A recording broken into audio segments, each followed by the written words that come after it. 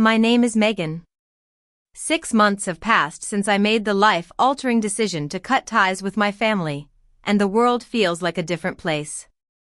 It's quieter, and I've found a strength I never knew I had. My son, Ethan, is now healthy and thriving. His once prominent scar is barely visible, and his smile lights up every room. I've started a small foundation in his name, the Ethan Hart Foundation, dedicated to helping single parents afford pediatric surgeries. It's not about revenge, it's about finding purpose in the pain. At the foundation's launch, a local reporter asked me what inspired me to start this. I thought back to that fateful day when no one showed up for Ethan's heart procedure. I told the reporter, once upon a time, no one was there for my son. I decided that would never happen to another child again. The next day, an envelope arrived at my office. It was from my mother. Inside was a check for $500 and a short note saying, "I saw the news. You've done well.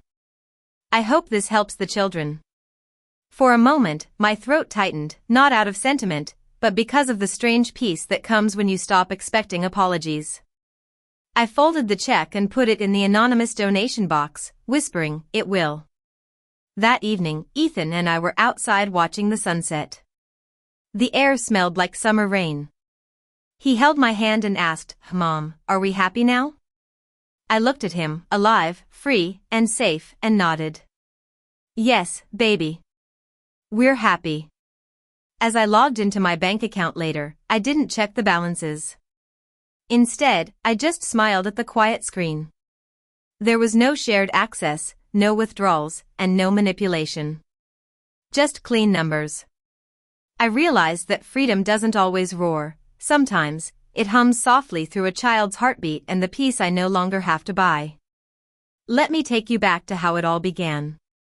My family has always been a source of both pride and pain. My parents, Robert and Linda, come from an old money family.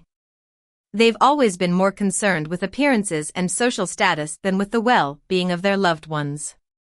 My sister, Olivia, is the apple of their eye, and they've always spoiled her rotten. Ethan was only 6 years old when he needed heart surgery. He was small for his age but braver than most adults I knew. On the day of his surgery, I sat alone in the cold waiting room, clutching a cup of coffee that had long gone cold. No one from my family showed up. Not my parents, not my sister, not even those who had promised to be there.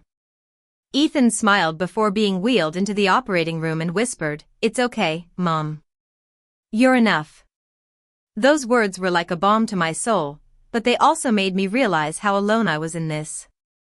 3 days later, when the house was finally quiet and Ethan was recovering, my phone buzzed.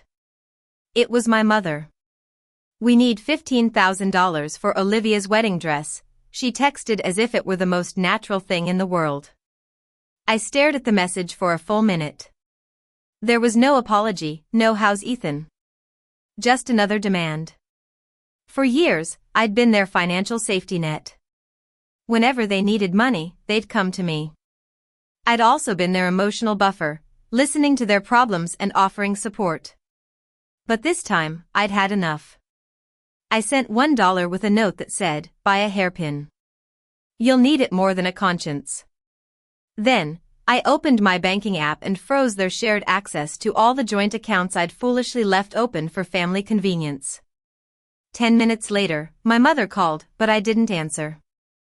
2 hours later, my father messaged, "What's wrong with you? This is family." I ignored that too. The next morning at 9:03, the bank manager called. His voice was cautious. "Ms.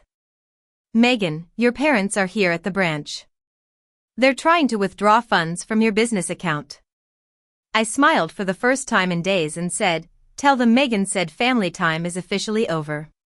When I arrived at the bank, my parents were sitting side by side, looking like two offended aristocrats.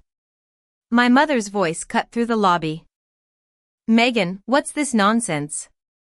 We've been trying to access the funds for Olivia's wedding. The manager says you froze everything." I walked past them and greeted the manager first. "Thank you for calling me. Please ensure no transactions are made without my written consent. My father's jaw clenched. You're overreacting. I looked at him flatly. Overreacting? You ignored your grandson's heart surgery. You knew the date, and then you had the nerve to text me about a dress 3 days later. My mother scoffed. We assumed it was a minor procedure. You should have communicated better. Those words were so familiar. It was the same blame shifting they'd used throughout my life. When they missed my college graduation, it was you should have reminded us. When they forgot my birthday, it was you take things too personally. I said softly to my mother, you've mistaken my silence for submission. That was my fault. My father leaned forward. We're your parents. We raised you. You owe us respect. I met his stare and replied, no, I owe my son's safety. The manager excused himself, sensing the storm brewing. My mother lowered her voice. Megan, if you do this, you'll regret it. Family doesn't turn on family. I picked up my purse, the one I'd bought with money they'd borrowed and never returned. You turned on me the moment you chose status over your grandson's life. And with that, I walked out. That afternoon, I sat by Ethan's hospital bed. The world outside was loud, but in this room, it was still and sacred. Ethan stirred and opened his eyes. Mom, did Grandma come? My throat tightened. No, sweetheart. She's busy with Aunt Olivia's wedding. He blinked, too young to understand. It's okay, he whispered. We have us. Those words stitched up the broken parts of me. That evening, I called my financial advisor. I want to move everything savings, business funds into new accounts, separate from any family access. He hesitated. All of it? Even your parents' co-signed investments? Especially those. By nightfall, the transfers were complete. Years of shared accounts were gone in an instant. At midnight, my sister Olivia texted. Mom's losing it. You're ruining the wedding. Dad says you're ungrateful after everything they did for you. I replied, tell Dad that gratitude isn't a leash. The next morning, my voicemail was full of missed calls. 4 from my mother, 3 from my father, and 5 from Olivia. The last message was from the bank. MS. Megan, your parents are disputing account ownership. They've presented old authorization letters claiming joint access. Could you come in today? At the bank, I handed the manager a binder I'd kept for years, filled with every statement, receipt, and signature. Everything after 2019 is under my sole authorization. They haven't contributed a cent since then, I said. He scanned the papers and nodded. This settles it. You have full legal control. We'll flag their profiles to prevent future access attempts. I thanked him and turned to see my parents sitting in the lobby. They looked smaller, not because of age, but because they'd lost their sense of power. My mother said, you're humiliating us. I met her gaze. You humiliated yourself when you valued a wedding dress over your grandson's heartbeat. My father said, we raised you. You wouldn't have anything without us. I smiled sadly. Maybe, but you taught me what not to become. 2 days later, a guilt-laden letter arrived. Megan, we didn't mean to hurt you. We just thought Olivia's wedding was important for the family's image. You've always been so independent. We assumed you didn't need us there. Please unfreeze the accounts. We'll pay you back soon. I showed the letter to my attorney, Sarah. She shook her head. Classic financial abuse. They're trying to guilt-trip you into giving them control again. You did the right thing cutting ties. I admitted, it still feels wrong. They're my parents. Sarah looked at me steadily. No, Megan. They're adults who made choices. You're a parent now, and you're making better ones. Later, when I was sitting on the porch with Ethan, coloring, my phone buzzed again. It was Olivia. Mom says you owe her. She put her name on your college loan papers. She could ruin your credit. I smiled and texted back, already refinanced. Tell her to keep the receipts. Then I blocked them all. That night, as Ethan slept, I wrote in my journal.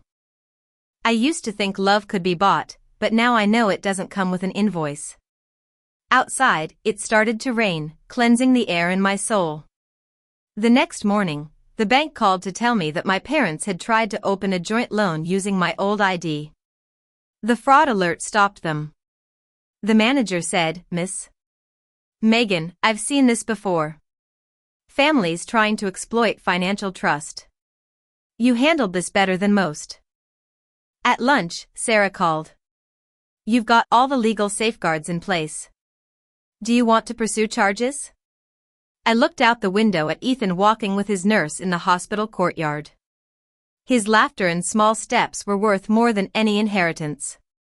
"No," I said. "I just want them out of my life." Sarah's tone softened. "Then you already won." That evening, Olivia texted from a new number. "They're saying you've turned cold. That you're punishing them." I replied, "I'm not punishing anyone. I'm protecting a child from learning what neglect looks like." Ethan asked me if we could go somewhere far when he got better. I told him anywhere he wanted. He said he wanted the beach, just the two of us. That night, I booked the tickets. A week later, we went to the California coast. The air smelled like salt and new beginnings. Ethan ran barefoot on the sand, his scar a reminder of what we'd overcome.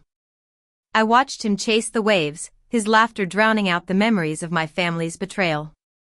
That evening, as the sun set, I opened my email. There was a message from my mother. "We're selling the house.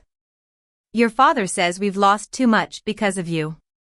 You've changed. You used to care."